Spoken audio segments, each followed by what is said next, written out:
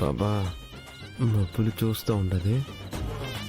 నీ చేత్తో 2 ముద్దలు పెట్టినావు అనుకో, ఆహా ఎంత అన్యోన్యంగా ఉండాలని అనుకుంటాడు కదా.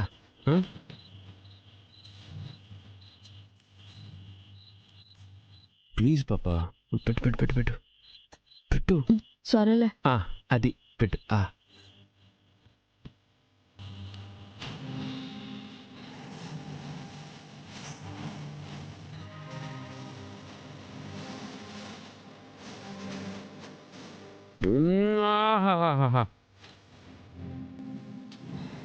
ఏంది పాపా, నీ చేతులు అమ్ముతూ ఉండదా ఏమే?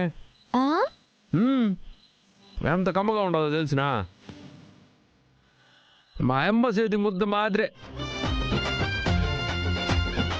ఏది ఇంకో ముద్ద పెట్టు.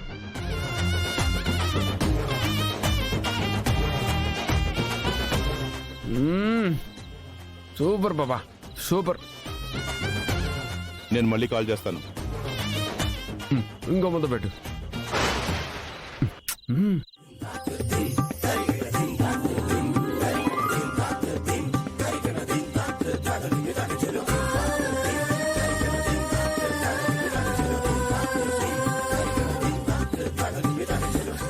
ఓ బాబా, మొత్తం నాకే పెడితే నువ్వేం తింటావు?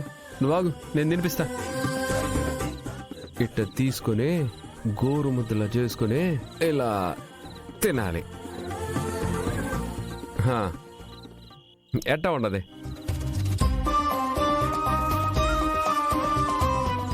పులి చూపు అంతా ఎండే ఉండదు. మనం ఎట్ట కంటిన్యూ చేయాలి పాపా.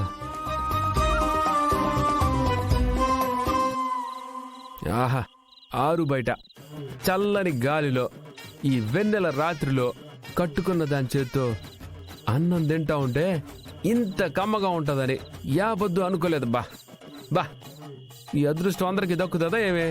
పెట్టు పెట్టు. ఇక్కడ చిరుగాలులు పండు వెన్నెలలు ఎక్కడున్నాయి?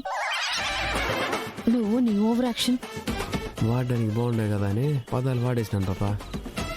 ఎదురుగా మా పులి కనిపిస్తూ ఉంటే కడుపులో నుంచి కవిత్వం తన్నుకుంటా వస్తూ ఉండదు. సరే, బయటకు వెళ్ళినా సంతోషంగా ఉన్నారులే అని ఆయన ఆనందపడితే నాకు అదే చాలు. తిను. అదే అట్టానో బాగుండదు. పాపా ఏంది పాపా ఇంత అదృష్టం? ఎట్టదా మిస్ అయి ఉండా నిన్ని నాళ్ళు?